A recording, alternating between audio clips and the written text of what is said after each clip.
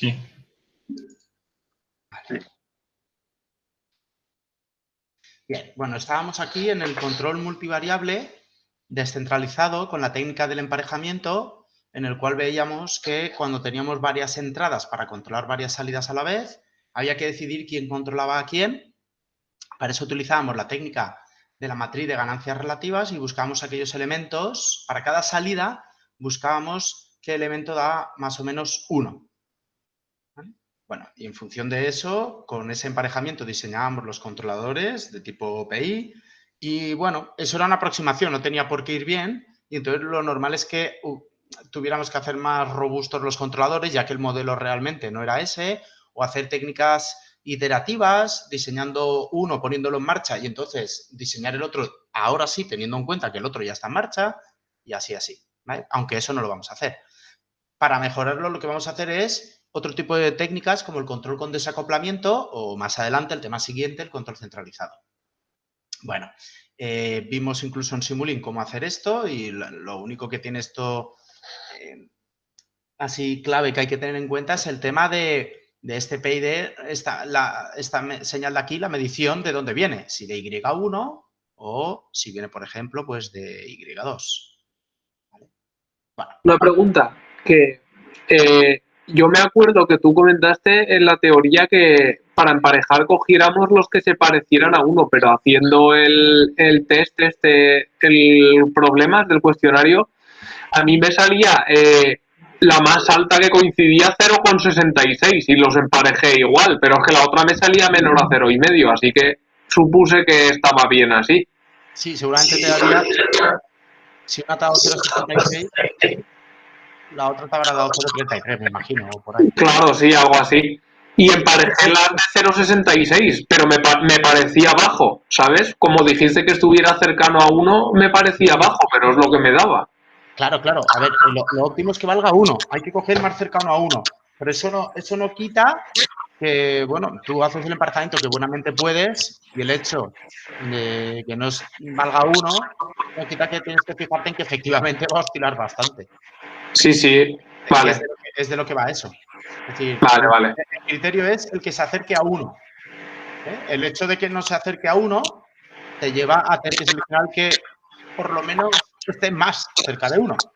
Vale, pues eso hice. Si uno está cerca de 1, que son números, digamos, bastante alejados, un 30%, pues te va a salir que no va muy bien, que es de lo que va ese ejercicio, de que veáis que no va muy bien, pero bueno, más vale emparejar eso que lo contrario, que entonces a veces ni siquiera va. Que el otro día ya hicimos la demostración, no sé si os acordáis. Sí. Vale, gracias. Pues continúo. Vale. Bien, entonces, vamos a ver ahora el tema de... Bueno, fijaros, aquí no os he puesto cómo sería el emparejamiento en Codesys, porque, bueno, es tan evidente como poner un único PID en el cual recibes tales señales y devuelves otras y otro PID único en el cual recibes ciertas señales y das otras. Es decir, son programaciones independientes, por eso se llama control local. Cada PID va a su bola, ¿vale? Bien. Ahora vamos a ver qué técnica podemos aplicar para mejorar ese comportamiento. Y aquí es donde viene el control multivariable con las técnicas de desacoplamiento, que se llama. ¿Vale? Bien. La idea. Si el sistema está muy desacoplado, podemos tratar de desacoplarlo por software antes de controlarlo. El desacoplador será una matriz de transferencia. Le llamamos matriz de transferencia de forma general, pero muchas veces son simplemente ganancias estáticas, que se pondrá de forma previa a nuestro sistema. Es decir, aquí van a ir nuestros controladores y lo que van a devolver nuestros controladores no son las acciones de control al sistema, sino son unas acciones de control virtuales o ficticias que llegarán a este elemento aquí desacoplador y este elemento es el que generará las acciones de control que ahora sí van a válvulas, bombas, etcétera. ¿Vale? Bueno, la idea es que ahora nuestro sistema visto desde los controladores que pondremos aquí ya no será I es igual a G por U, sino que lo que veremos desde los controladores es Y es igual a G por D por V. ¿Vale? Es decir, las salidas son G por U, como siempre, pero las acciones de control ahora van a ser D por V. Ahí lo tenemos. Con lo cual, desde aquí, que es de donde irán nuestros controladores, lo que vemos hasta la hora de realimentar va a ser G por D, no va a ser G. ¿Cuál es el objetivo? Calcular el elemento desacoplador de aquí para conseguir que el sistema esté ficticio a controlar, G por D, que incluye una parte hardware y una parte software, sea diagonal. ¿De acuerdo? Bueno, y luego simplemente una vez consigues que es diagonal, bueno, puede ser diagonal directo o inverso, la cuestión es que cada actuador ficticio vaya con una única salida acoplado. Es decir, que la matriz de ganancias relativas nueva, la de G por D, de unos exactos y ceros exactos. Bien, ¿cuál es la idea? Bueno, pues aquí tenemos nuestro proceso que está entrelazado y aquí pondremos nuestro elemento desacoplador. La idea así inicial del elemento desacoplador, aunque puede ser más general, es la siguiente, es que este actuador ficticio más o menos sea lo que aplicaremos sobre el actuador 1 y este actuador ficticio sea lo que más o menos acabemos aplicando sobre el actuador U2. Vale. Como este actuador de aquí realmente tenía una interacción con esta otra salida, si tuviéramos acceso a esta a esta señal de aquí, podríamos pensar en prealimentar como si fuera una perturbación medible y sumarlo aquí, este efecto que tenemos por aquí, sumar por aquí una prealimentación que con G1 consiguiera cancelar el efecto que viene por aquí, ¿vale? Bueno, lo que pasa es que mientras estamos calculando el controlador, nosotros como aún no sabemos cuál es la acción de control que vamos a aplicar. Con lo cual lo que hacemos es la prealimentación desde adelante, es decir, desde esta actuación de aquí. Este actuador ficticio es el que prealimentamos. Entonces, de alguna forma, esta actuación ficticia, ¿vale? Es la que tiene que corregir, todo esto de aquí, es lo que tiene que corregir este camino que tenemos por aquí. ¿De acuerdo? Bueno. El tema está en que, bueno, esto podría ser así o incluso aquí podríamos realmente poner más elementos o incluso lo que es directo podría ser este elemento con un 1 y aquí es donde estuviera el elemento desacoplador. Sea cual sea el tema, la idea que utilicemos, el objetivo sería este, que G por D. Os recuerdo que las matrices de transferencia se escriben a partir de un diagrama de bloques leyendo de derecha a izquierda. Y es igual a G por U. U es igual a D por V, ¿vale? Con lo cual, Y es igual a G por D por V. Bueno, pues que G por D, nuestra nueva matriz de transferencia a controlar, tenga esta pinta. Algo, 0 y 0. Aunque también podríamos proponer algo, 0 y 0. ¿eh? Eso lo dejo como trabajo para vosotros, si queréis hacerlo así. Bueno, la idea es la siguiente. Tenemos que poner aquí unos elementos desacopladores tales que esto tenga esta pinta. Bueno, pues vamos a ver qué podemos poner aquí. La primera recomendación para hacerlo más sencillo es que esto sea un 1 y esto sea un 1, que son estas líneas de aquí. De manera que más o menos V1 viene a ser U1 y más o menos V2 viene a ser U2. Bueno, cuando planteamos esa idea, si multiplicamos matricialmente todo esto, el objetivo es que esto de lo que tenga que dar, esto de lo que tenga que dar, pero que yo aquí pueda poner un 0 y yo aquí pueda conseguir un 0. Si cogemos este elemento y lo igualamos a 0 y este elemento y lo igualamos a 0 y despejamos, nos salen estos términos de desacoplamiento. D1, 2, por ejemplo, sería igual a esto, a menos G12 partido G11. Fijaros, D1, 2 que viene aquí, que es el que viene por aquí, nos ha salido que es igual a menos G12 partido G11. Claro, porque si yo pongo aquí menos G12 partido G11, efectivamente, toda esta rama se me cancela con esta otra trayectoria de la señal por aquí. ¿Vale? Es como una cancelación de perturbaciones medibles, como aquello que hacíamos en la prealimentación de perturbaciones medibles. ¿No? Es la misma idea. ¿Vale? Bueno, finalmente, una vez hemos diseñado esos desacopladores, lo que tenemos que controlar con cada controlador es este elemento de aquí, que ya no es G11, sino que queda modificado por esto, y este elemento de aquí, que ya no es G22, sino G22 modificado por este elemento de aquí. ¿Vale? Es decir, lo que yo veo desde V1 hasta Y1 no es únicamente G11, ¿vale? Sino que, como con este actuador V1 yo también hago la prealimentación para cancelar el efecto aquí, resulta que yo tengo este camino G11, pero también tengo este otro camino más D21 por G12, ¿de acuerdo? Que es eso que tenemos ahí. Bien. Finalmente, si sustituimos ahí en el desacoplador lo que hemos calculado, lo que nos queda es esta cosa de aquí y esta cosa de aquí. ¿vale? Con lo cual, primera cosa a diseñar, los desacopladores. Habrá que hacer estas cosas de aquí. Estos elementos ya vimos a la hora de cancelar perturbaciones medibles mediante la técnica de prealimentación que esto puede ser no realizable, que pueden salirnos adelantos, pueden salirnos más ceros que polos, y entonces ya vimos en otras transparencias cómo se arregla eso. Bien, poniendo únicamente la ganancia estática, que era la aproximación más sencilla, bien si salen adelantos los borramos, bien si salen adelantos los sustituimos por ceros, bien si nos salen más ceros que polos, poniendo polos adicionales muy rápidos que no molesten, pero que no sean excesivamente rápidos para que no amplifiquen el ruido. ¿De acuerdo? O sea que ahí se aplican las mismas ideas que vimos allí.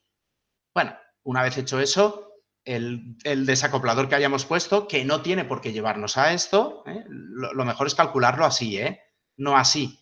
Porque esto es lo que tendríamos si efectivamente el desacoplador hubiera sido este, pero no tiene por qué ser ese, puede que sea alguna aproximación, con lo cual es mejor calcularlo. Una vez tuviéramos eso, que no es exactamente, más bien esto, diseñaríamos el controlador para esa función de transferencia y lo pondríamos. ¿Vale? Bueno, lo recuerdo aquí lo que decíamos. Los desacopladores pueden ser no realizables. Es decir, por ejemplo, si tenemos sistemas como estos, los cocientes nos quedan así y podría pasar que tuviéramos esto un número en total positivo, es decir, un adelanto. Eso no puede ser. Que tuviéramos, por ejemplo, aquí algún elemento inestable. A lo mejor algún sistema tiene aquí un cero de fase no mínima, al invertirlo nos sale aquí un polo inestable. Que tuviéramos más ceros que polos, etcétera, ¿vale? Entonces, en esos casos, tendríamos que pasar a hacer alguna aproximación. La más sencilla, la que siempre se recomienda arrancar con ella y si con eso va bien, pues ya nos quedamos satisfechos. El desacoplamiento estático, ganancia estática, ¿vale? Si no, todas las técnicas que ya vimos en prealimentación en el tema 2A. Os las recuerdo para que sepáis de lo que hablo.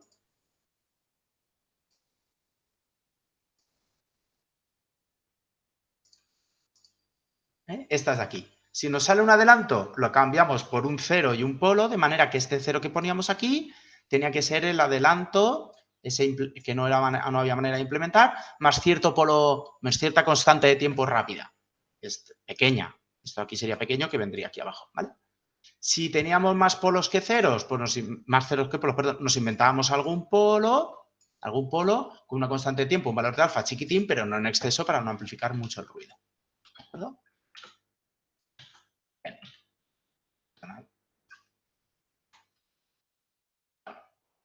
Entonces, continuamos. ¿Cómo lo implementaríamos en Simulink? Bueno, pues en Simulink lo que tendremos que poner aquí en medio ese desacoplador que es, hemos quedado que es software.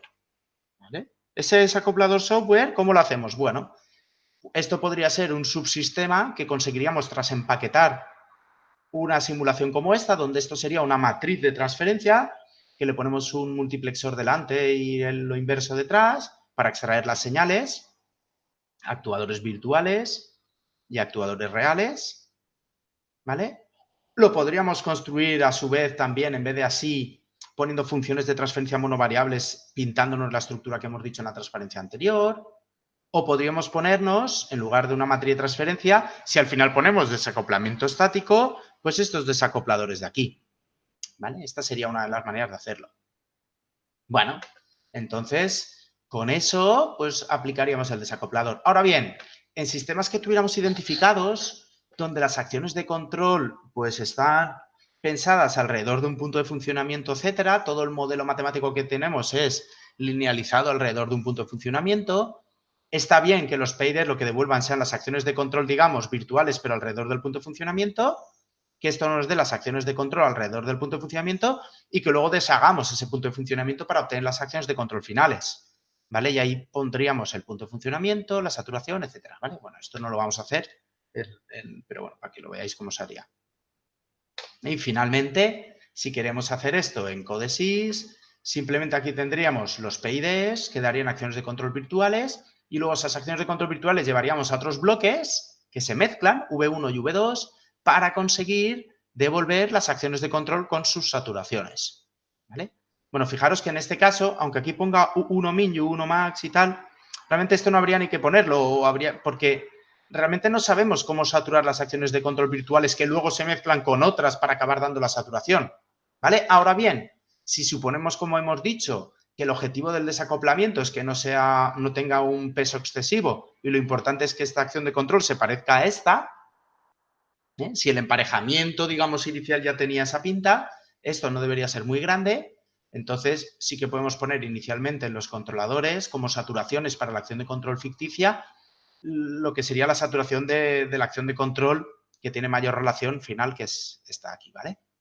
Pero bueno, eso aún así nos hace pensar que esta técnica puede tener algún tipo de problemas. Por eso hay otro tipo de desacopladores en lugar de entrada, de salida, que luego veremos. Pero voy a parar aquí porque ya que hemos visto esta técnica, vamos a implementarla en Simulink, ¿vale? Con problemas de examen. Bien. Me voy ahora aquí a los exámenes. Voy a trabajar con MATLAB y Simulink, aviso.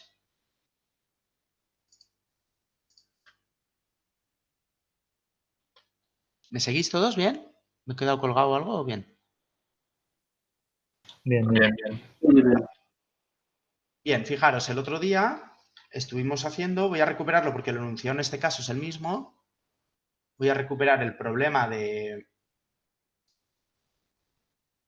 Este problema de aquí que hicimos ya el otro día, que era el ejercicio 4 del examen de febrero, este de aquí, dado un sistema multivariable, pues empareja bien y tal. Ahora tenemos el problema. ¿Sí? ¿Puedes pasar por el chat el código? Que es que no sé por qué no se me guardó el otro día. Uy.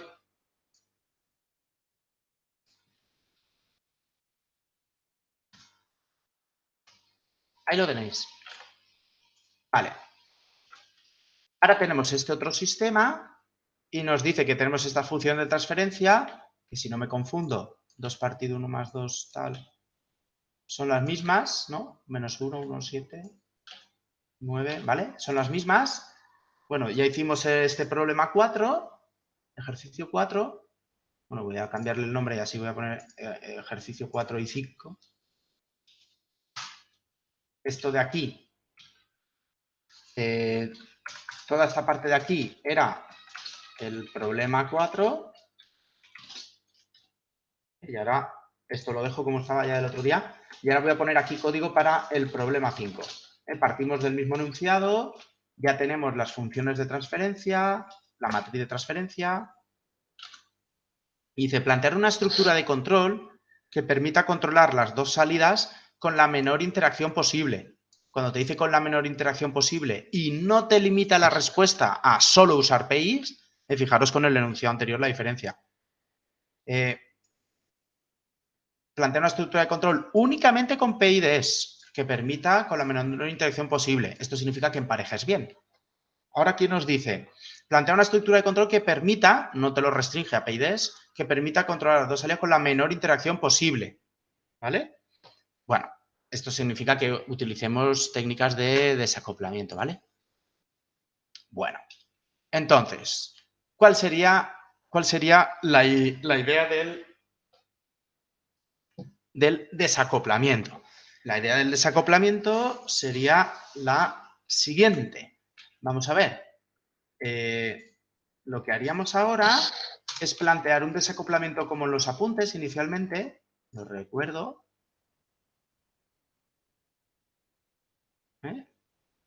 Recordad, esta matriz de transferencia de desacoplamiento, que como hemos dicho, la calcularíamos para hacerlo más sencillo de esta forma, con aquí unos y aquí elementos a calcular, y concretamente serían estos elementos de aquí.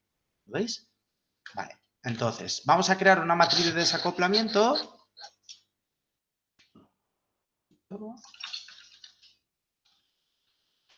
Me voy a anotar de qué iba cada uno.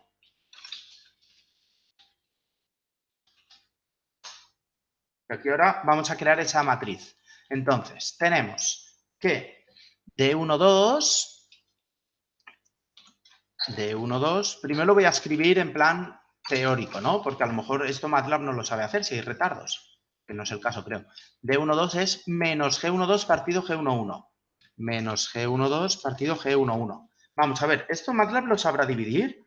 G1, 2 y G1, 1, sí. Y además dará un sistema con el mismo número de polos que de ceros, con lo cual es realizable. Bueno, pues lo voy a poner así tal cual. Es decir, la cancelación se puede hacer exacta. Bueno, fijaros que G12, en este caso lo he definido así, pero uno también puede definir directamente G poniendo aquí estos elementos aquí dentro. Con lo cual, realmente, G12 es lo mismo que escribir, como tenemos aquí la matriz de transferencia, sería lo mismo que escribir G paréntesis 1,2, ¿eh? Es lo mismo, ¿de acuerdo? Es lo mismo exacto en este caso. Pues hacerlo como mejor os apañéis. Y por otra parte tendríamos que D21 es menos G21 partido G22.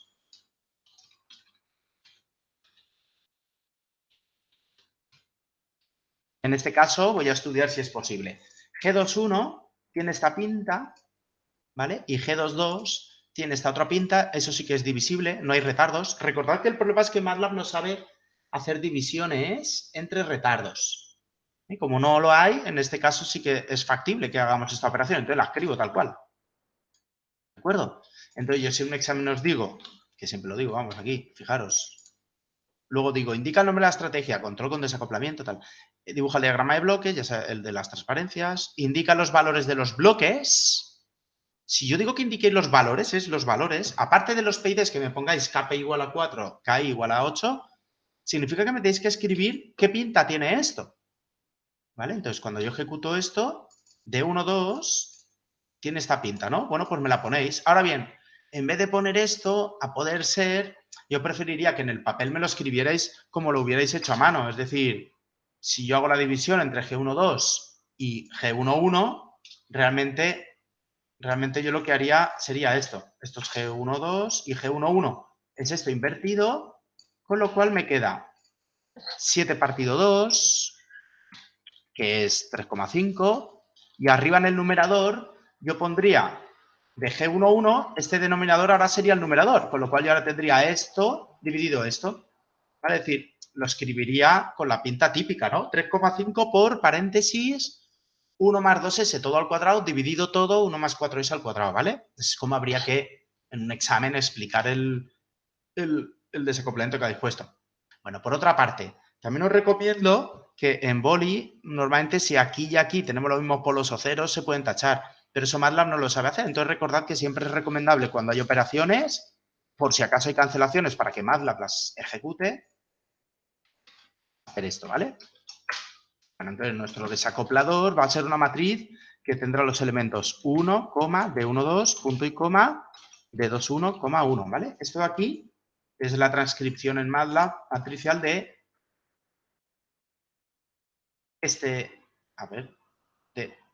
de este elemento de aquí, ¿vale? Esta es la matriz D que estamos creando. Ahí está, ¿vale? Bueno, ya tenemos aquí el desacoplador D, que en el examen me podéis poner matriz de desacoplamiento D y ponerla entera así, escrita tal cual. Es decir, D, abrimos un corchete grande porque empieza una matriz, en el elemento 1, 1 pongo un 1, en el elemento de al lado pongo esto que hemos dicho antes, con sus fracciones. En el elemento de abajo a la izquierda pongo esto, como hemos dicho, como el equivalente aquí con sus fracciones, sus signos y tal, y aquí pongo un 1, ¿vale? Esa sería la manera de explicarlo. Y ahora lo que hacemos es, nos creamos el sistema ficticio, que el sistema ficticio era G por D. ¿Vale? Le voy a llamar GD, G desacoplada, que casualmente se calcula como G por D. ¿De acuerdo? Bueno, y esta matriz G por D, como tiene aquí productos, yo os recomiendo hacer aquí min real, ¿vale? Porque siempre que hay operaciones, yo os recomiendo ponerlo con un min real delante para las cancelaciones que pudiera haber que las vaya quitando del medio, si no, empieza a crecer el orden del sistema innecesariamente. ¿De acuerdo con esto? ¿Me seguís, no? No me he quedado pillado. Sí, sí. Bien, Nacho. Vale, entonces una vez tenemos GD, es lo que hemos dicho. Ahora nuestro sistema, perdón, lo que ve es esto de aquí. Bueno, realmente, en este caso, como el desacoplamiento es perfecto, es esto, pero al final lo importante es que utilicemos GD. Y nosotros ahora ya sabemos con GD que podemos diseñar el controlador que actúa sobre el actuador ficticio V1 a partir de las mediciones Y1 es el controlador que yo he de diseñar con, dentro de la matriz de transferencia GD, con el elemento 1, 1. Bueno, antes de seguir, un momentito. Si ejecutamos esto, quiero que veáis GD qué pinta tiene. GD, si yo lo explico, tiene una pinta tremenda, ¿vale? Son sistemas de orden 6, ¿lo veis? Es un sistema bastante complicado, porque es el resultado de todo este producto de aquí. Y eso nos lleva a un orden elevado, ¿vale? Pero lo importante, aunque el orden sea elevado, es lo siguiente. Si yo repito el cálculo del emparejamiento, pero con este sistema ficticio GD, en vez de G voy a poner GD, calculo la ganancia estática y calculo la matriz RGA del sistema GD. ¿Vale? Le llamo G, es GD0 por la inversa de la otra GD0 y tal, ¿vale? Si yo implemento esto, esta matriz RGA, que no es la misma que antes, fijaros cómo es diagonal pura y con elementos unitarios, ¿lo veis? ¿Vale? Es decir, con el sistema ficticio, la técnica que vimos de emparejamiento nos lleva a que efectivamente yo emparejo Y1 con V1, Y2 con V2, ¿de acuerdo? Bueno, este emparejamiento podríamos proponerlo del revés, que eso lo dejo como tarea para casa, que eso sería, pues que yo propongo aquí un 1, propongo aquí un 1, y lo que hago es calcular este elemento y este tal que esto sea un 0 y que esto sea un 0, ¿vale? Pero hay otra técnica y es que yo propongo aquí un 1 y aquí un 1, como lo tenemos ahora, pero lo que yo estudio es conseguir aquí un 0 y aquí un 0 y que esto valga algo. Es decir, tenéis todas las combinaciones posibles de emparejamiento ficticio, ¿vale? Lo suyo es que, bueno, pues os ponéis... ¿Se me ha ido la cámara? Sí. La cámara sí, hace un ratillo que se ha ido, pero bueno, da igual. Ya, es que se me desconecta. Ahora, vale. Le doy con el pie sin querer al USB y se desconecta. Vale. Entonces, lo que os comentaba, que podéis hacer todas las combinaciones que queráis, pero bueno, al fin y al cabo, una vez desacoplas, como ya son varias ficticias, te da igual cómo acoplar las ficticias, pues lo dejamos con esa técnica y ya está, ¿vale? Me he salido. Bueno, como decía, una vez comprobaríamos ahí que el emparejamiento que toca es ese, tendríamos un controlador y el otro, que es con la acción de control ficticia V2, hacer el cálculo a partir de las mediciones de Y2. Y esto lo haríamos con la función de transferencia esa de ahí. ¿De acuerdo? Bueno, ejecutamos todo esto y voy a abrir el ejercicio de emparejamiento. No sé por qué lo tengo dos veces. No sé por qué lo tengo dos veces.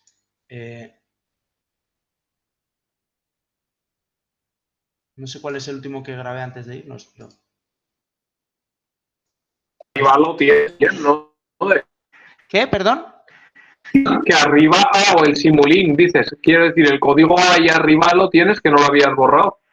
No, hablaba de un simulink que veo que tengo dos que se llaman ejercicio 4, pero uno lo guardé a las 12:30 y otro a las 1:30. No sé por qué, igual es que se me quedaría abierto y más tarde de la clase. Ah. Porque la clase, no me acuerdo a qué hora fue la clase ahora mismo. La clase fue hasta las 12:30. Hasta las 12:30. Sí, en la del viernes sí. Pues entonces esto no es, ¿no? No, esto es el predictor de Smith. Vale, sin querer lo grabé. A ver si es este entonces. 12:30, pone ahí. Este sí, vale. Vale, aquí, este es el problema del otro día, ¿de acuerdo? Lo tengo ahí preparado, lo he vuelto a abrir. Con lo cual tenemos aquí el sistema y ahora lo que tenemos que poner es el desacoplador aquí delante, ¿vale? Para hacer el desacoplador, bueno, pues pongo un LTI System.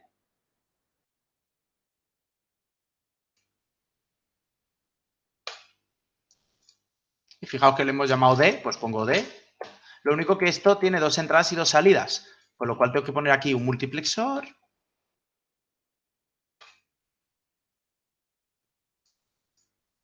Y aquí tengo que poner lo contrario, que se llama un demux. Perdón. Se me ha colado esto.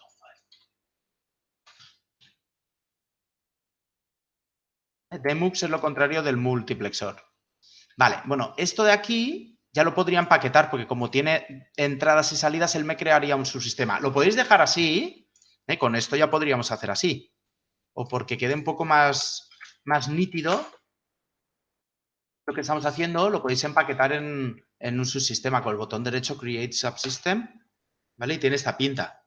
Y para que quede un poco más explicativo, podéis cambiar el nombre de las variables pinchando aquí dentro. Esto es opcional ya, esto es un tema estético, digamos. Esto es la acción de control virtual V1, esto es la V2, esto es la acción de control U1 y esto es la acción de control U2. ¿Vale? Esto no es obligatorio, ¿eh? Podríamos quedarnos con lo de dentro. ¿Vale? Entonces, esto aquí es U1, esto es U2. ¿Vale? Las voy a nombrar también aquí, en todas partes siempre, porque así cuando pongo elementos de visualización tengo el nombre de las señales. Bien, y aquí ahora tengo que poner PIDs. Os pongo un PID, como siempre, el de 2 grados de libertad, que es más fácil de pintar. Y este, recordad, tal cual lo hemos hecho, este siempre va a devolver V1 y va a medir Y1. ¿Vale? Y este de aquí va a devolver V2 y va a medir Y2. ¿Vale? Bien, y ahora lo relleno. Este es un controlador de tipo PI y es el controlador que actúa sobre V1 a partir de las mediciones de Y1, el elemento KP, y abajo con KI.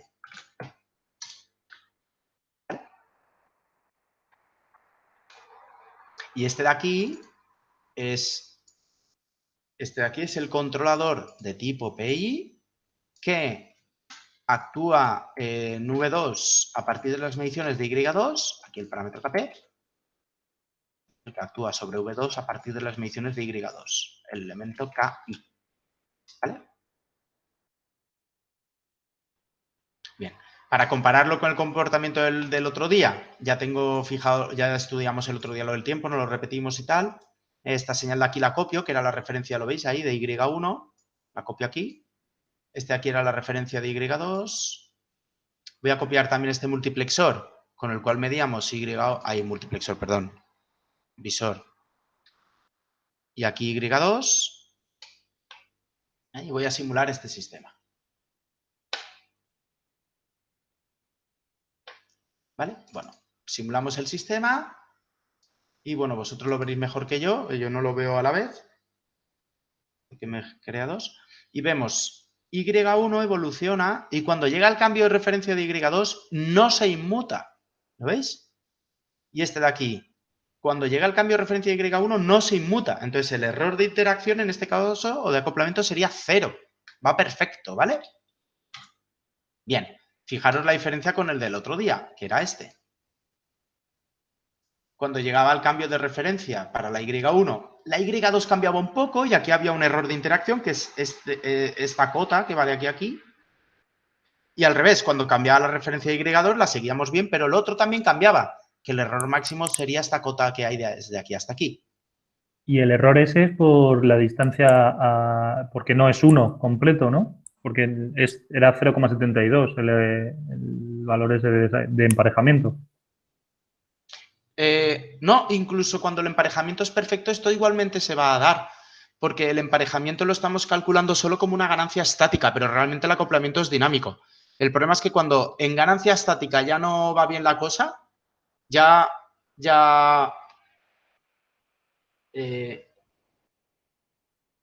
se va a ver seguro. Pero incluso yendo bien en estático, como hay acoplamiento dinámico, algo así también se vería. Es decir, Vale. yo os puedo dar en un examen un sistema cuya GDS se acopla a la perfección porque de una RGA de 1 por 1, pero que tenga mucho acoplamiento. Vale. Es que, de hecho, en la bibliografía, a ver, es que en esta asignatura me toca recortar un montón, pero en la bibliografía se estudia esto del RGA en frecuencia. Es decir, esta matriz RGA ahora la estamos calculando con S igual a 0. Si os fijáis, la matriz RGA la calculamos con la ganancia estática. Pero esto lo podríamos hacer para cada frecuencia. Esto lo que nos indica es para frecuencia 0, es decir, en régimen permanente, cuál es el mejor emparejamiento. Pero podríamos estudiar esta misma matriz, digamos, la ganancia que tenemos para cada valor de la frecuencia, lo que sería el diagrama de Bode, digamos, para cada función de transferencia entre cada entrada y cada salida. Y eso nos daría un valor de RGA a lo largo de la frecuencia. Y entonces eso nos diría que si las referencias que tú tienes que seguir tienen cierta dinámica, porque a lo mejor en vez de ser un proceso químico en el cual las referencias se quedan quietas, es un sistema pues, robótico de seguimiento donde las referencias no paran de cambiar, son trayectorias a seguir, entonces a lo mejor te saldría que para esas dinámicas te interesa más el otro emparejamiento. No sé si me he explicado bien. Sí, sí. Entonces, Vale, gracias. que esto os diera la identidad no es indicativo de nada, ¿vale? ¿Está claro? De hecho, ahora os iba a explicar esa misma problemática provocada. Bueno, vamos a ver ahora, en este mismo ejercicio, lo que voy a hacer aquí ahora es que este de 1,2 y este de 2,1, imaginaros que en vez de esto, tuvierais que poner aquí las ganancias estáticas, tuvierais que hacer aquí la aproximación, ¿vale? Bueno, lo puedo hacer escribiendo aquí dcgain, dcgain, dcgain, dcgain, o, ya que tengo este producto, escribiendo aquí dcgain, o aquí dcgain, o en este caso, por ir un poco más rápido, lo que voy a hacer es, esta D, que tiene ya esta pinta, la voy a sustituir toda ella por su dcgain, que al final es sustituir esto por un 1, esto por dcgain y esto por dcgain, ¿de acuerdo? Voy a hacerlo para que veáis lo que pasa. Esto es lo que sería un desacoplamiento, pero estático, no dinámico, ¿vale? Que creo que es lo que pido en el trabajo, en el entregable, que obligatoriamente hagáis un desacoplador estático, no dinámico, para que no vaya a la perfección. Aunque sea realizable, ¿no? ¿Eh? Que aunque sea realizable. Sí, sí. Lo mismo que pasó el otro día con la prealimentación de la perturbación medible, que dije, aunque sea realizable, poned obligatoriamente una prealimentación estática. Sí, sí. Es el mismo problema, ¿vale?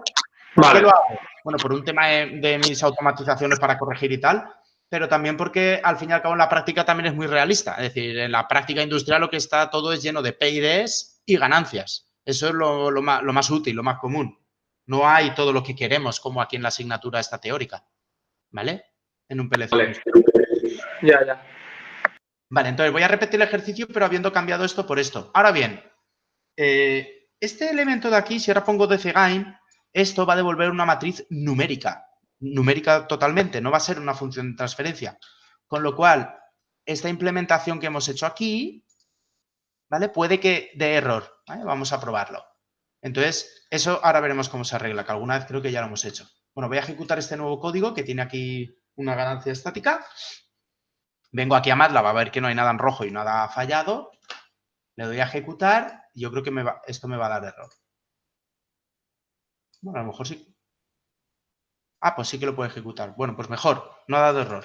Pero bueno, ahí tenéis el problema, ¿lo veis? Con la cancelación de interacciones estática, lo que vemos es que el comportamiento respecto de este, voy a compararlos, tenemos este o este. Bueno, ha mejorado, ¿no? Pero no está claro. Ahora ya no sé ni cuál es cuál, de hecho. Vale, este es el de los PIDs normales. Y este... Bueno, no me ha dejado hacerlo bien del todo. Bueno, este es el emparejamiento, el de estudiar el emparejamiento, y este es el de implementar el desacoplador. No tiene por qué ir mejor. Sí que va mejor. Lo que pasa es que este acaba en 1,4 y este en 1,2, y entonces me da a mí la sensación que no lo acabamos de ver. No sé si...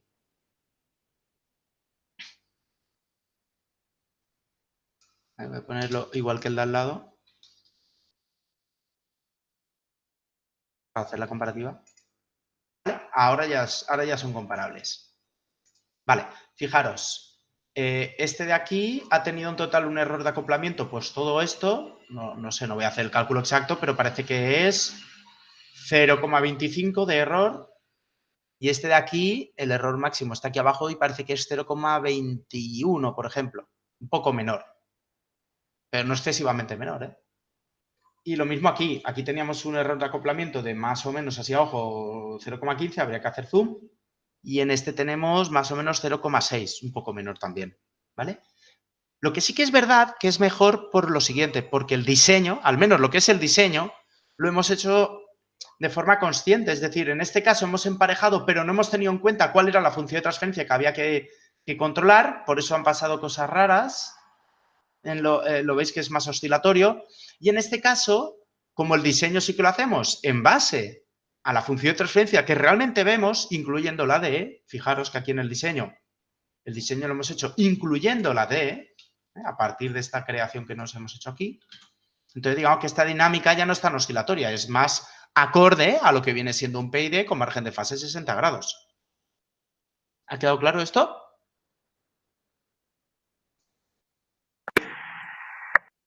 Bien. ¿Os ha dado tiempo a probarlo? ¿O al menos a tener claro lo que hemos hecho? Probarlo no, pero yo lo he ido viendo cuando está grabado, luego cuando tenga que hacerlo para el test ya me lo pongo el vídeo y lo hago. Claro. Vale, entonces, ¿alguien ha dicho algo más? Perdón, ¿qué? ¿No? Vale.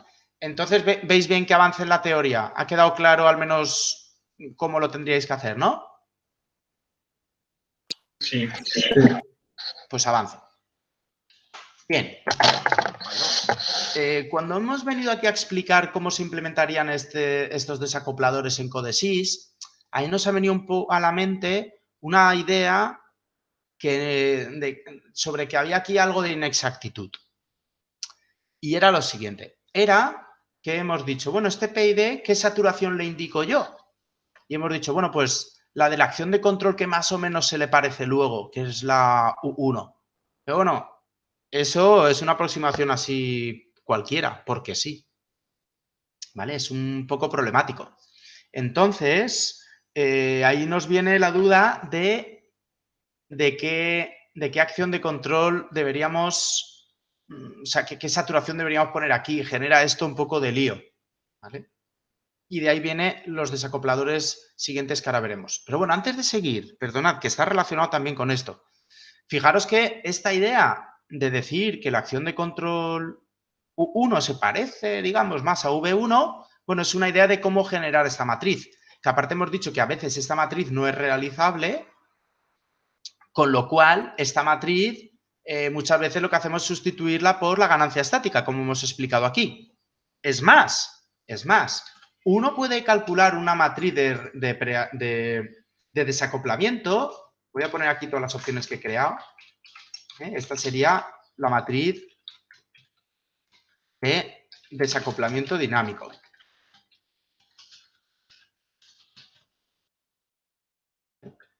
Esta de aquí es la matriz de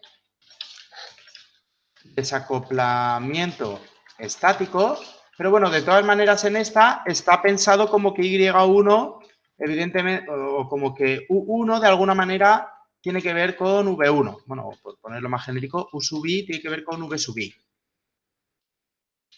Esta idea también. Pero existiría otra propuesta, que es la siguiente, y es, fijaros que esta matriz D se multiplica por la derecha, ¿lo veis? Se multiplica por la derecha a G. Con lo cual, esta matriz podría haber sido, por ejemplo, la ganancia estática matricial de esta matriz invertida. Es decir, podríamos haber creado una tercera opción que sería que D sea la inversa de la matriz de ganancias de G.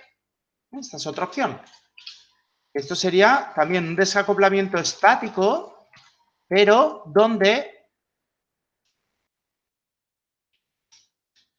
V sub I no va emparejado con ningún U. O sea, U y V no tienen ningún emparejamiento claro. Fijaros, voy a ejecutar este código y vamos a ver la pinta que tiene esta matriz D.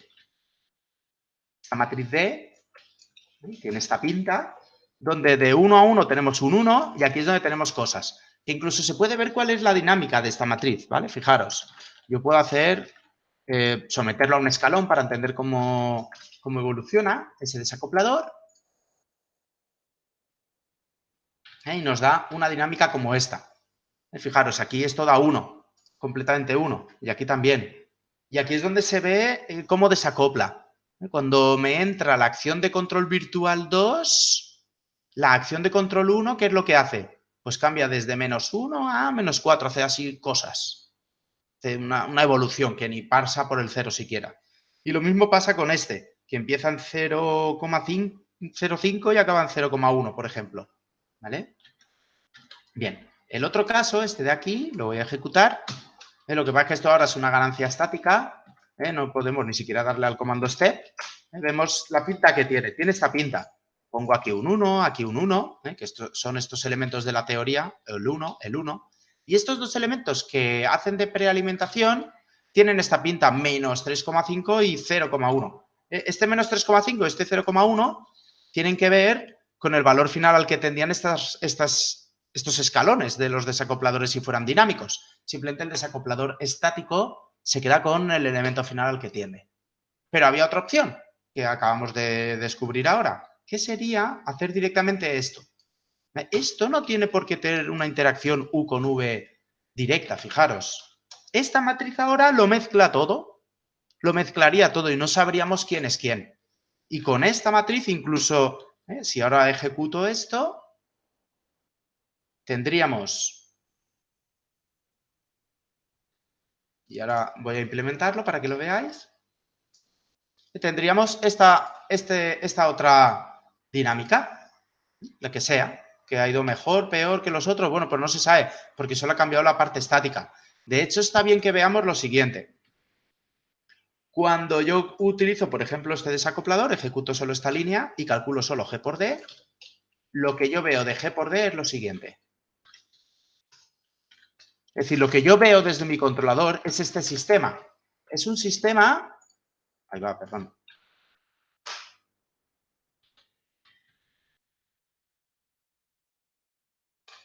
Es un sistema cuando yo cambio V1, Y1 hace esta evolución típica.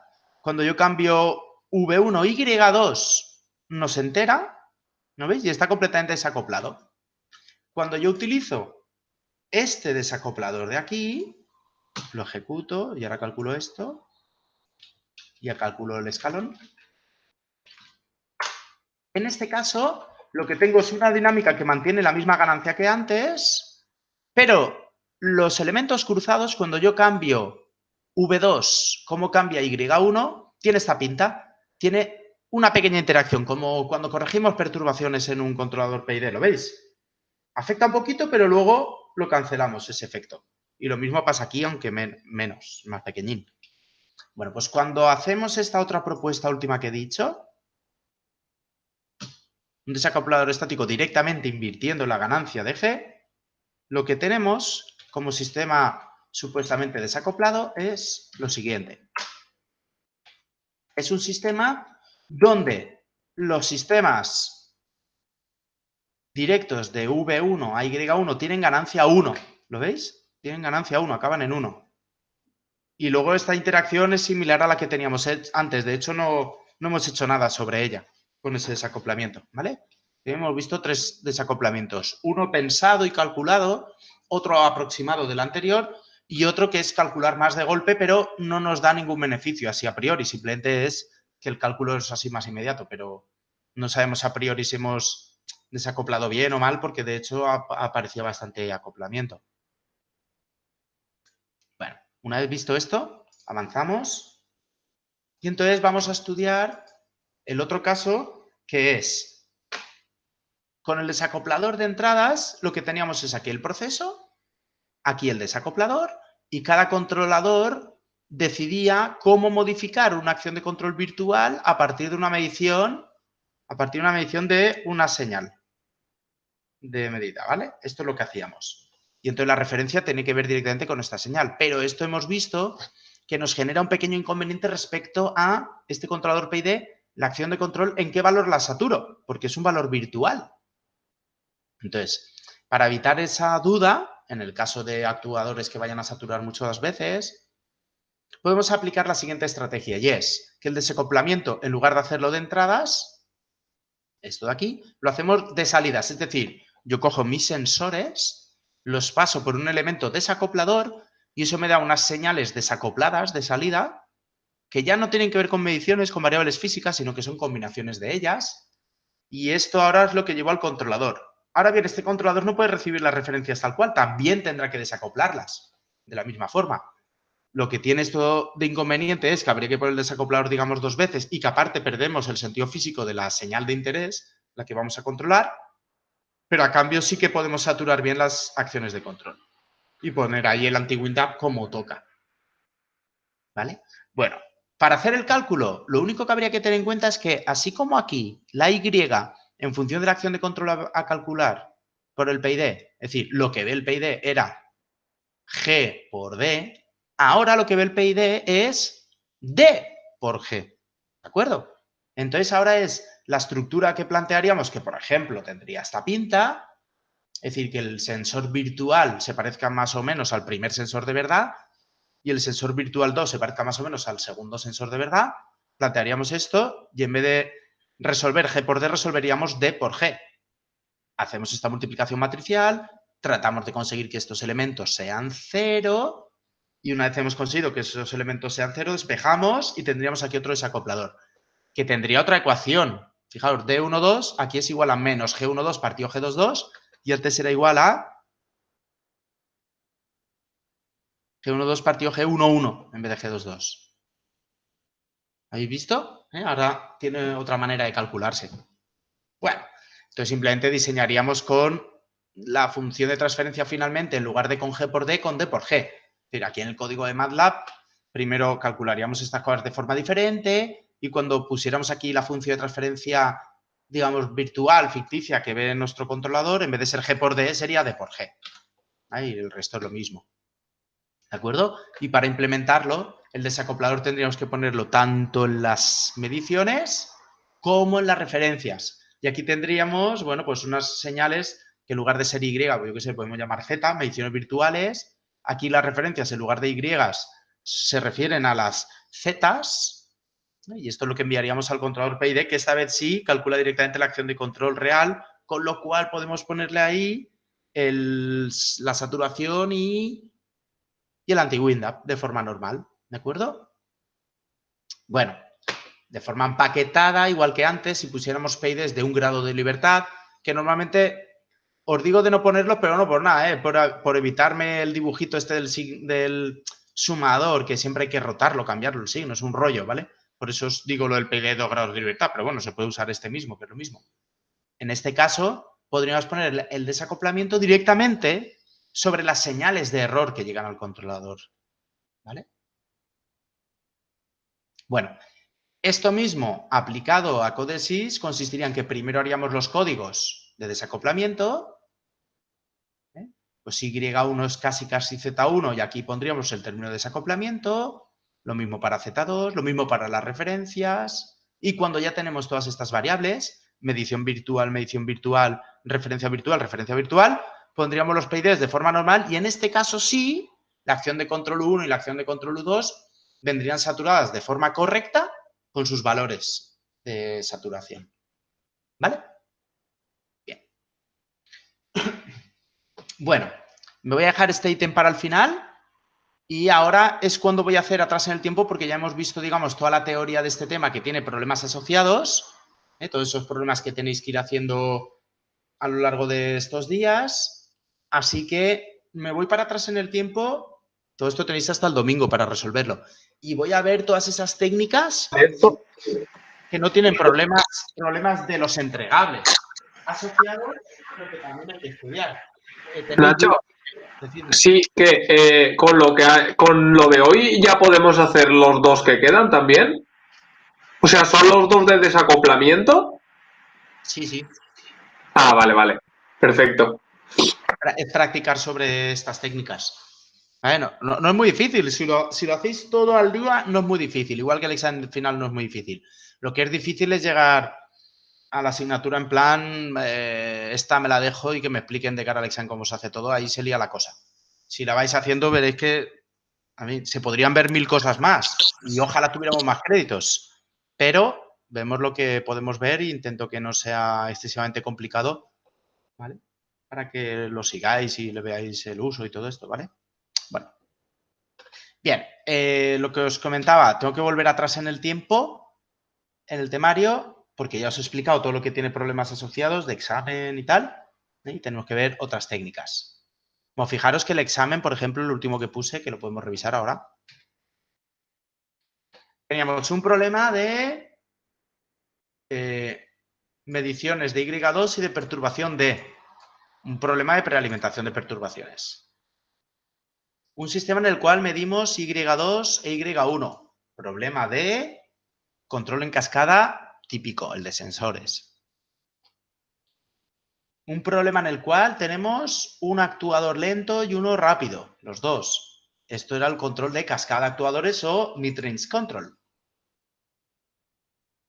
Un problema multivariable en el cual nos decía que solo con PIs que esto fuera lo mejor posible. Un problema de emparejamiento. Un problema multivariable en el cual no nos restringen al uso de PIs, pero nos dicen que, bueno, que la interacción sea lo menor posible. Pues un problema de poner un desacoplador a poder ser dinámico y si no, pues su aproximación estática o como buenamente podáis, poniendo polos extras, quitando adelantos, sustituyéndolos por ceros, etc. ¿Vale? Y luego problemas del siguiente tema. ¿De acuerdo? Eso es lo que había. Bueno, y si miráis problemas de otros años, esto es siempre el mismo tipo, bueno, más o menos, no siempre es igual el examen, cada vez de una manera, el mismo tipo de problemas, ¿vale? Bueno, pues vamos a ver ahora otras técnicas de este tema que nos hemos ido saltando para poder ir a la parte de problemas de los entregables. ¿Vale? Y entonces me vuelvo al tema 2A, donde vimos los PIDs, vimos mediciones extra, vimos el tema de prealimentación de perturbaciones, vimos el tema del control en cascada de sensores. ¿Vale? Y ahora nos faltaría ver esta técnica. ¿Qué pasa cuando a mí me interesa controlar una única señal, pero digamos que esa señal que yo quiero controlar la mido en diferentes puntos del proceso? Por ejemplo, imaginaos que yo quiero controlar la temperatura de mi habitación para no pasar frío. O yo quiero controlar la temperatura de mi habitación para no pasar calor. ¿Vale? Bueno, al fin y al cabo, en cualquiera de los dos casos se trataría de un control de temperatura. Pero si yo quiero asegurarme que no paso frío, significa que yo tengo que asegurar siempre que la menor temperatura de todas las que yo pueda medir sea la que siga la referencia. Si el resto son más altas que esa, simplemente en otras zonas a lo mejor tengo calor, pero no paso frío, que era mi objetivo inicial. Y al revés, si yo lo que quiero es no pasar calor con un aire acondicionado y yo tengo varias mediciones de temperatura, yo debería quedarme con aquella que sea la temperatura más alta de todas, porque si yo consigo controlar esas, las otras estarán por debajo y ahí pasaré frío, pero por lo menos no pasaré calor, que sería el objetivo. ¿De acuerdo? Entonces, ¿cuál es la idea? Tengo varios sensores para medir lo mismo en diferentes puntos y un único actuador. Seleccionamos la medición que tenga un mayor o un menor valor para conseguir determinado objetivo. Controlar una temperatura y conseguir al mismo tiempo que no pase yo calor o conseguir al mismo tiempo que yo no pase frío. ¿De acuerdo? Entonces seleccionamos cuál es el sensor de interés y lo enviamos al controlador. Esto podría pasar, por ejemplo, imaginaros que tenemos una reacción química aquí y tenemos que asegurar que el punto más alto de todos tenga cierta temperatura. El resto pueden estar por debajo, porque a mí lo que me asegura que en algún momento se produzca cierta mezcla química es que todo esté a cierta temperatura, pero que nunca pase de cierta temperatura concreta, porque si no se destruye no sé qué componente o lo que sea. ¿Vale? Entonces, yo mediría en diferentes puntos a lo largo de la distancia de esta tubería, por ejemplo, la temperatura, cogería el valor más alto y ese sería el que llevaría un controlador de temperatura para enfriarlo o lo que fuera. ¿Vale? Bueno, entonces se podría hacer también lo mismo con la temperatura media, por ejemplo, pero eso ya no sería un selector. Esto sería lo que se conoce como un selector de mediciones, ante una subasta de ver cuál es el que da el valor más alto o más bajo. Bueno, en este caso, ¿cómo lo haríamos en Simulink o en Codesys? Bueno, simplemente hay un bloque en Simulink que se llama max o min. Podemos elegirlo para seleccionar valores máximos o mínimos entre un conjunto. Y en el caso de Codesys lo mismo, hay un bloque que se llama max, otro que se llama min para seleccionar señales y esa es la que enviaríamos a la medición. Vale. Otra técnica de control que también se basa en tener varios sensores es lo que se conoce como el control por selectores de entrada, en este caso, de actuadores, o también se llama selector override o con restricciones. Este se utiliza normalmente para situaciones límite. En este caso tenemos varios sensores, pero que cada uno habla de una magnitud física. Por ejemplo, esto podría hablar de una presión y esto podría hablar de una temperatura. Esto pasa muchas veces en la industria química. Lo normal es que queremos alguna mezcla química que está a cierta temperatura para no sé qué cosa de cambio de transformación de materia y tal, pero como eso está dentro de un tanque, no queremos que sobrepase cierta presión para que nada explote, ¿vale? O podría pasar al revés. Necesitamos cierta presión para conseguir cierta cosa termodinámica, pero no queremos que se sobrepase cierta temperatura porque si no, algo arde, ¿vale? Es decir, normalmente hay un controlador convencional, normal, de régimen permanente y otro controlador de protección para evitar situaciones límite o normalmente también suele ser para agilizar los arranques, ¿vale?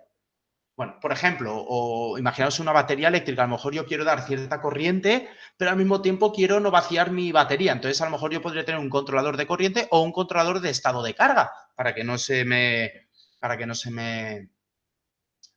descargue el todo o se me cargue en exceso y tenga yo ahí problemas. Con lo cual, en este caso hay que diseñar dos controladores diferentes, cada uno de ellos para controlar una salida haciendo uso del mismo actuador. Y luego yo lo único que hago es decidir qué actuador de los dos es el que pongo en funcionamiento y su acción de control calculada envío al proceso. ¿Vale? Bueno, aquí tenéis lo que he ido comentando detallado. Medimos varias salidas de interés. Hay varios controladores que calculan la acción de control, pero solo un actuador. Seleccionamos solo una acción de control y se toma la que mantiene el sistema, la que mantiene la seguridad en el sistema. Y hay selectores de nivel alto o nivel bajo que en la industria o en la instrumentación se le pone así, de high selector y low selector. Y se conmuta cuando superamos cierto valor, y típico para arranques, paradas y protecciones. Vamos a ver ejemplos.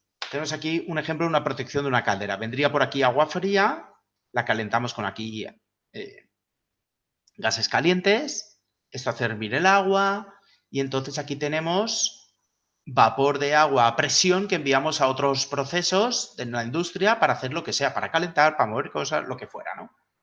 Entonces tendríamos un bucle principal que consiste en que mi caldera sirve para servir, en términos generales, vapor a cierta presión. Por eso yo pongo aquí un controlador de presión que es el que normalmente funciona y eso me abre o cierra mi válvula.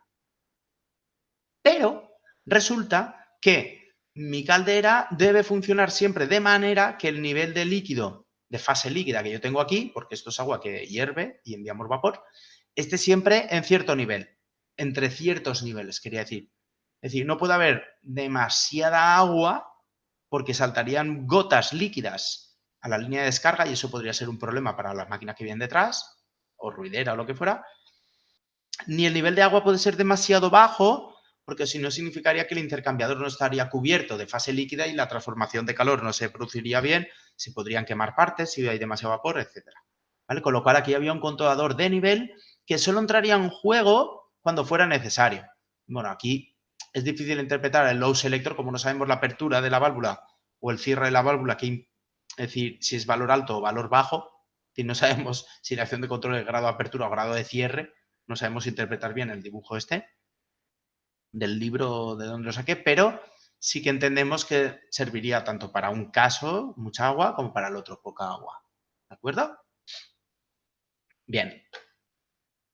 Bueno, tenemos aquí ahora un ejemplo similar para un compresor. Tenemos aquí un compresor que, bueno, en un principio el compresor está girando a una velocidad constante marcada por este control de velocidad. Lo digo porque aquí además hay un control en cascada de velocidad.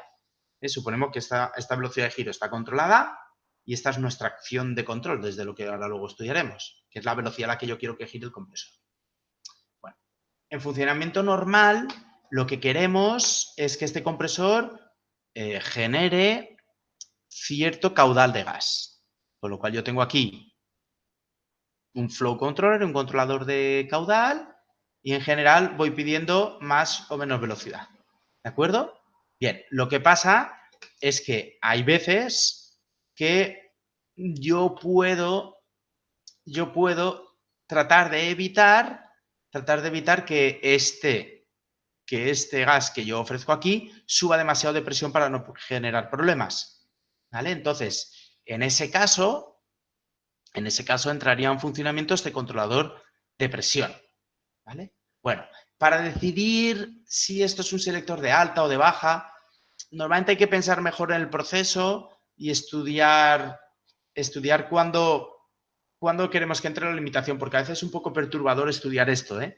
Es decir, seleccionar el valor alto es porque tenemos que generar esta selección siempre para la protección. Es decir, ¿cuál es el caso más catastrófico? Bueno, pues si este no estuviera pidiendo giro, digamos que a lo mejor el poco giro que tiene está haciendo aquí que la presión aumente porque nadie está pidiendo aquí caudal, ¿vale? Y este controlador, para evitar eso, nos estaría pidiendo girar más rápido, que significaría inyectar más caudal y que baje la presión al irse el fluido que hubiera ahí, ¿vale? Pero bueno, no suele ser fácil, ¿eh? Suele ser un poco por simulación o con la experiencia del operador de cada máquina, entender el nivel alto o el nivel bajo, la selección de nivel alto o nivel bajo, que es lo que te deja siempre del lado de la seguridad, ¿vale?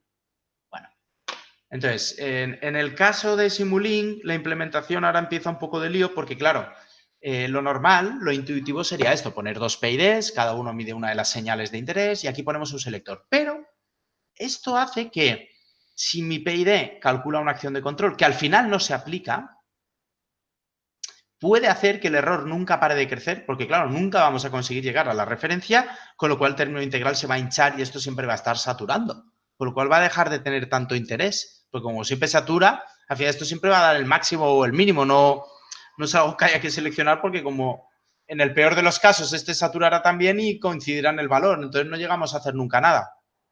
Por ese motivo, este tipo de controladores, o bien aquí ponemos el que va a entrar para protecciones de tipo proporcional, o bien habilitamos en este tipo de controladores el tracking mode, que se llama. La variación que os dije respecto del anti-Winda, para asegurar que el controlador, aquello que calcula, es efectivamente lo que se implementa, que modificaba el término integral. Entonces habilitaríamos el tracking mode y la acción de control que finalmente se aplica, la realimentaríamos a los dos para que el PID internamente tenga el cálculo de la acción de control que efectivamente se está aplicando. Eso lo estuvimos viendo aquí.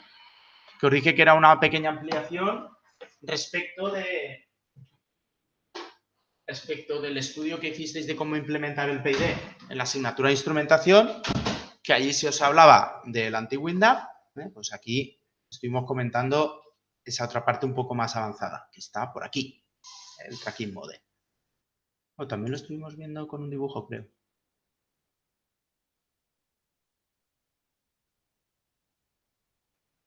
Ah, vale, estaba antes, perdón. Estaba aquí. Bien, aquí estuvimos viendo el anti-WinDAP normal, que consistía en aplicar la saturación y si esto había saturado o no, en función de eso integrábamos o no, lo que visteis en la asignatura de instrumentación, pero había otra alternativa que era proporcional y era el tracking mode o boundless transfer, que no solo realimentamos los saturados, sino que además si luego hay algún tipo de selector, que puede ser esto o el override que acabamos de ver, esa señal que finalmente se aplica es la que comparamos con la calculada y con eso modificamos el término integral para conseguir que la acción de control calculada se parezca a la aplicada, que era un poco esta idea que vimos aquí. Y aparecía aquí un valor KT que hay que diseñar, que normalmente se pone del orden de magnitud de 1 partido T sub I. Vuelvo a donde estábamos. ¿Vale? Bien, esto en el caso más industrial, con Codesys, bueno, pues pondríamos aquí esto del máximo y mínimo. Lo que pasa es que el PID de Codesys concretamente, hay otros PIDs que sí que lo tienen, no tiene tracking mode, no realimenta. Aquí no realimentamos la acción de control que finalmente se está aplicando. ¿De acuerdo? Es un pequeño problema de esta implementación. En otros fabricantes de software de PLC sí que estaría el tracking mode. ¿Vale? Bueno, finalmente tenemos otras técnicas como son la de sensor de rango partido, que simplemente consiste en que tenemos dos sensores que miden la misma variable, pero uno mide mejor en un rango de valores bajos y otro en un rango de valores altos. Entonces, simplemente aquí seleccionamos, en función de los valores de las mediciones, tenemos que entender cuál de los dos sensores es el que está midiendo bien. Seleccionamos esa medición y esa es la que enviamos. ¿Vale? Bueno, vamos ahora al tema de actuadores extra. Ya vimos Ah, no, este no lo vimos, vale. Bueno, el control de rango partido es similar al anterior. Consistiría en que tendríamos dos actuadores, pero que cada uno de ellos solo tiene efecto en una zona. Esto podría ser, por ejemplo, bueno, pues que tuviéramos, por ejemplo, un sistema, un control de temperatura, donde tuviéramos un calefactor, que normalmente es una tecnología específica, y una enfriadora, que es otra tecnología muy específica. Entonces, en función de si hay que subir la temperatura o bajarla, si la acción de control resultante positiva o negativa, conectaríamos un actuador o conectaríamos el otro. ¿Vale? Bueno, bien. Entonces, también esto es típico.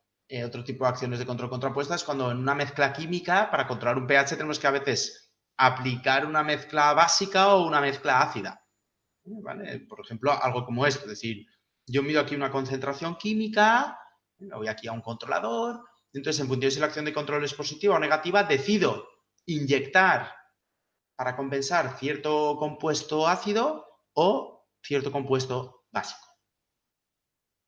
Este ya lo hemos visto.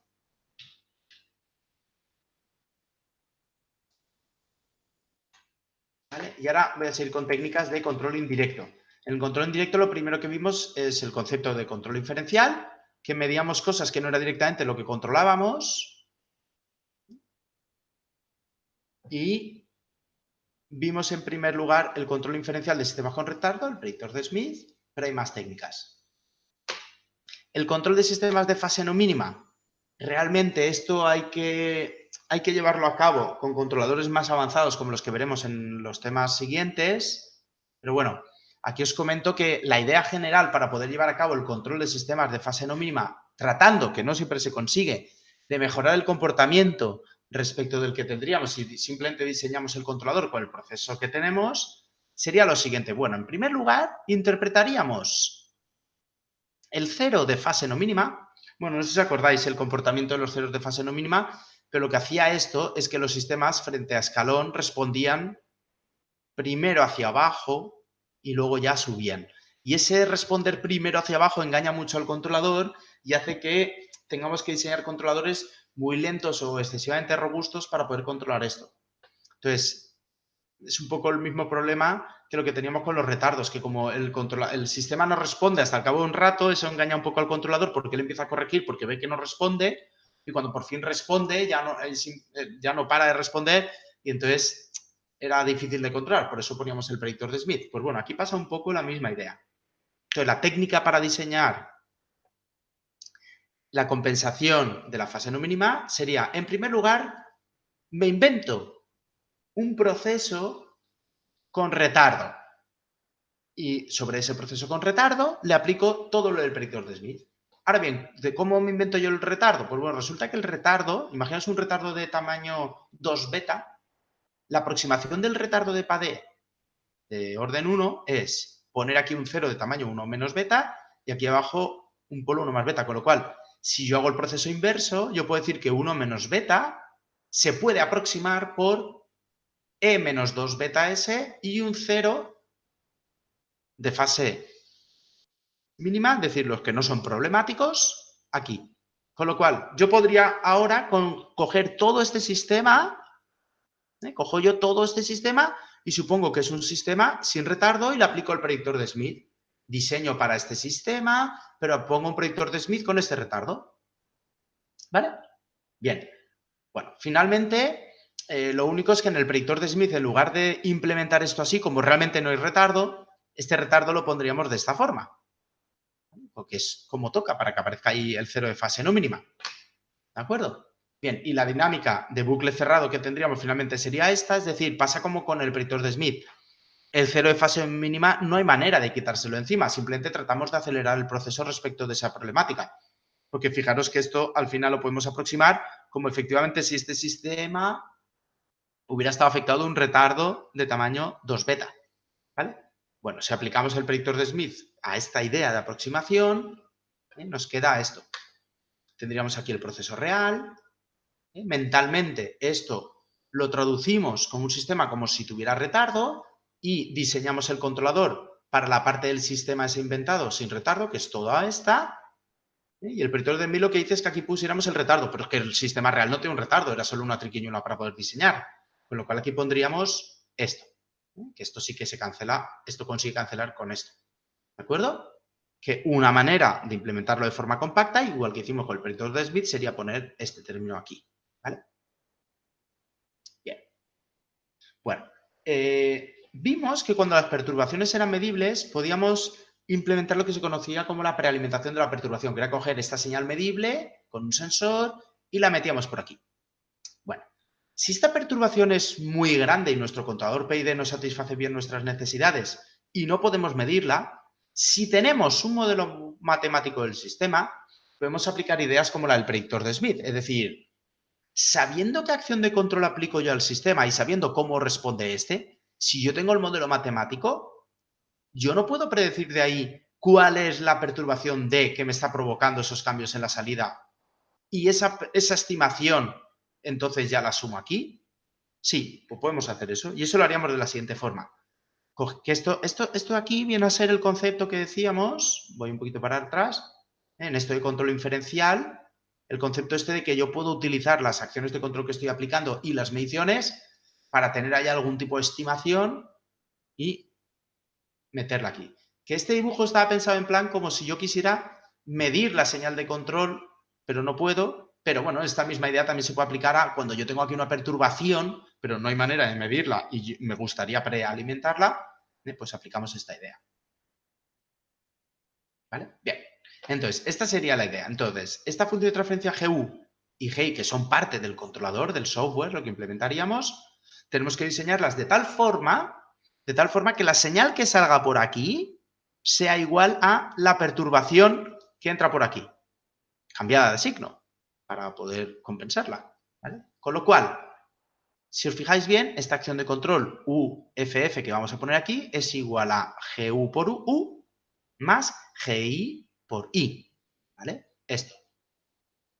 Ahora bien, si queremos que esto sea igual a D, no vamos a hacer el ejercicio, pero si aquí donde pone YD sustituís su valor por G por D más U, y lo ponéis ahí, y queremos que toda esa expresión matemática sea igual a menos D y despejarais, os saldría esto, que GY ha de ser igual a menos G a la menos 1 y que GU ha de ser igual a 1.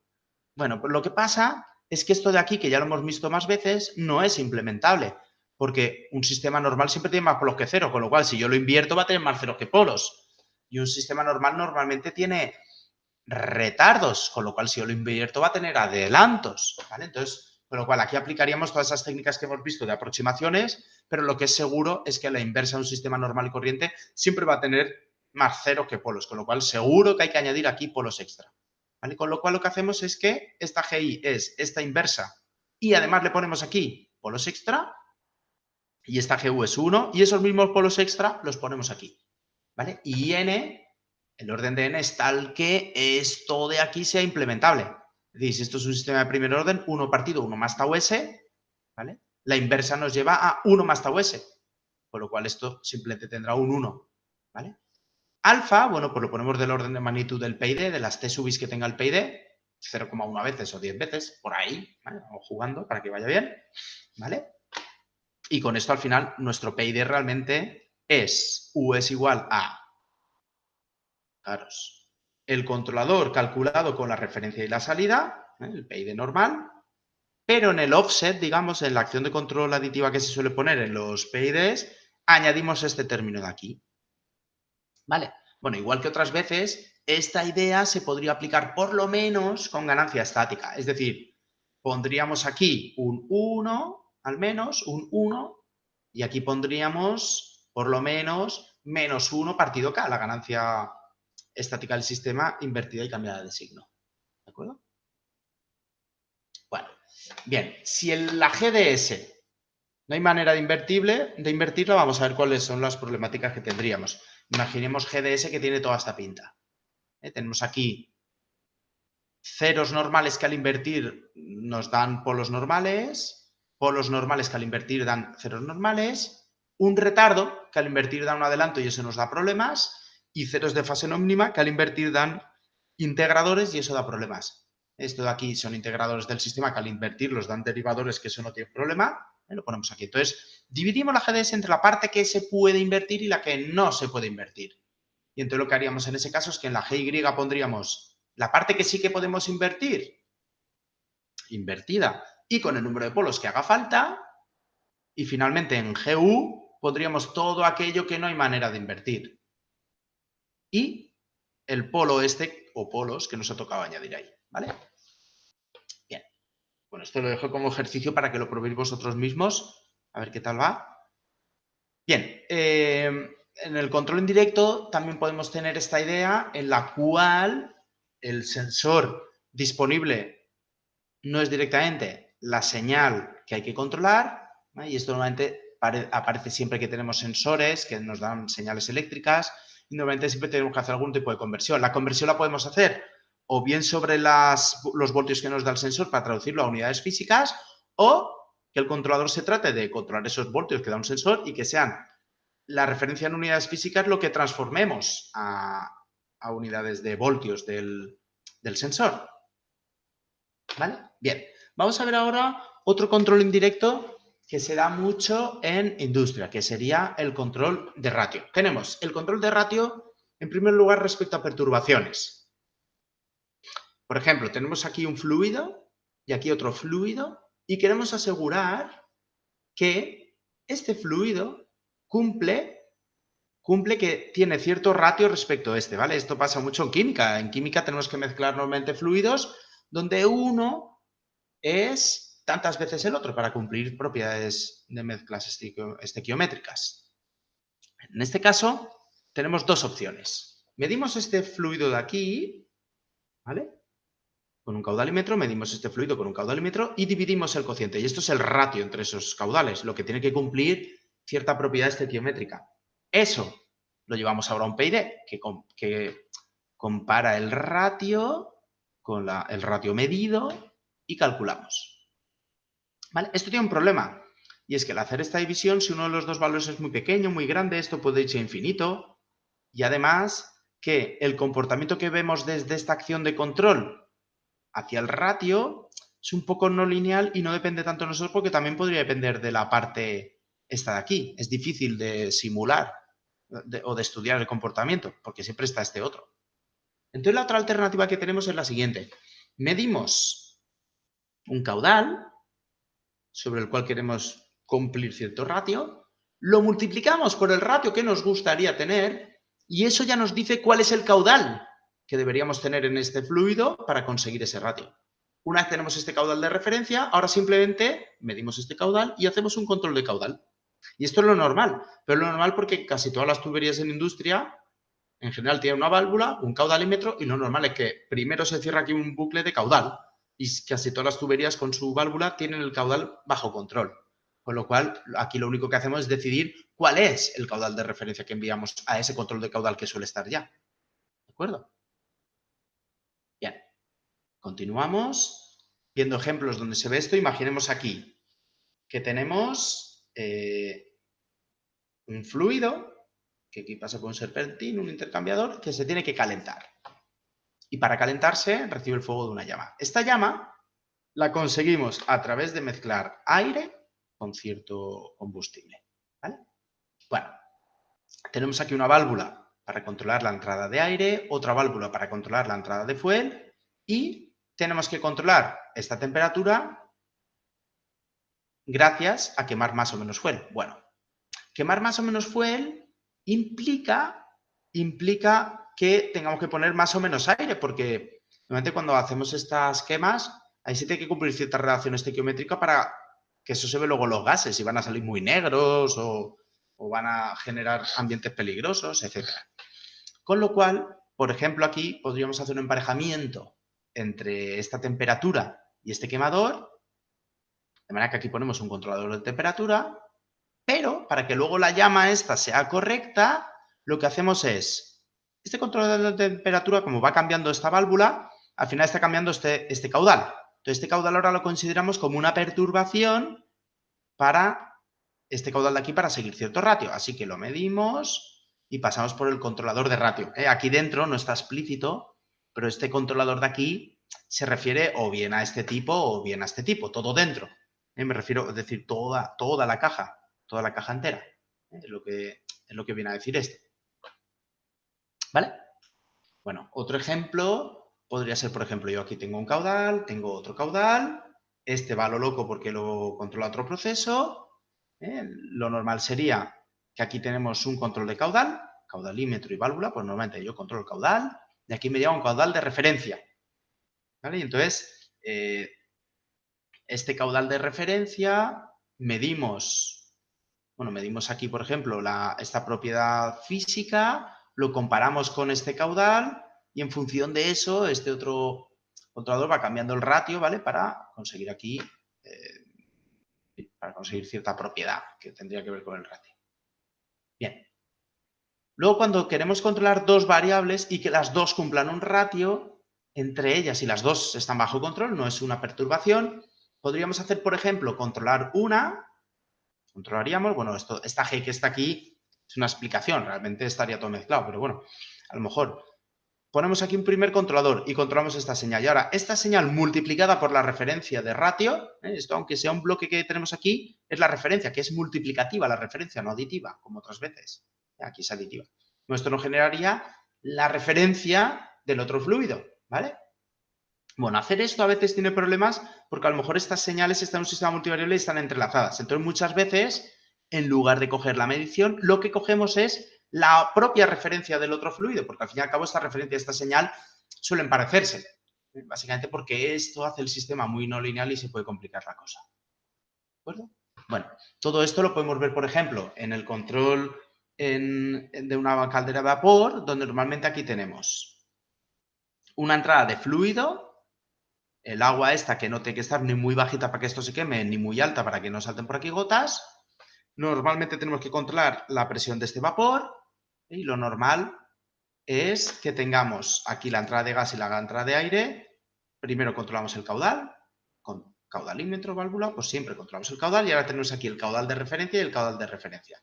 Entonces, lo que podemos hacer normalmente es poner aquí un controlador de nivel con esta válvula para que no pasen cosas raras y el nivel esté siempre centrado un 50%, no haya ni demasiada agua ni demasiada poca. Y aquí ponemos un controlador de presión del vapor que generamos. Este controlador de presión de vapor podría ir directamente a pedir cierto gas, porque normalmente a más energía, más presión, ¿vale? Y lo que haríamos es que el gas que al final estamos inyectando vaya a un controlador de ratio para decidir qué aire deberíamos poner. Y entonces decidimos ahí el control de caudal de aire. ¿Vale? Bien, bueno, la implementación del control de ratio en Simulink, cuando todo esto está mezclado, como decía, una técnica es esta. Mi primer controlador, con la medición, multiplicándolo por el ratio deseado, decido la otra referencia, o para romper un poco esta no linealidad, porque fijaros, esta señal entra por aquí, esta acción de control ya afecta por aquí, pero es que además ahora va a afectar por aquí a través de la propia referencia. Se hace muy no lineal, es difícil de diseñar. Entonces, la otra técnica para romper esa no linealidad es coger, y en la otra referencia, cogerla directamente de la multiplicación del ratio deseado por la otra referencia, ¿vale? Para romper la no linealidad. Y simplemente aquí tendríamos un problema de emparejamiento como los que hemos visto antes. ¿De acuerdo? Bien. Finalmente, bueno, pues esto, el control de ratio con dos señales en Codesys, pues lo haríamos así, ¿vale? Bien, el próximo día acabaremos, porque creo que es la hora, ¿no? Acabaremos la combinación de todas estas técnicas y veremos lo que es el control que tenéis aquí, como que ahí pone H infinito, ya veremos lo que es, ¿vale? Esto es lo que veremos el próximo día, las técnicas que faltan por ver aquí y aquí, y empezaremos un poco con el tema. Bien, ¿todo correcto? ¿Tenéis alguna duda? No. Vale, pues detengo No, la grabación.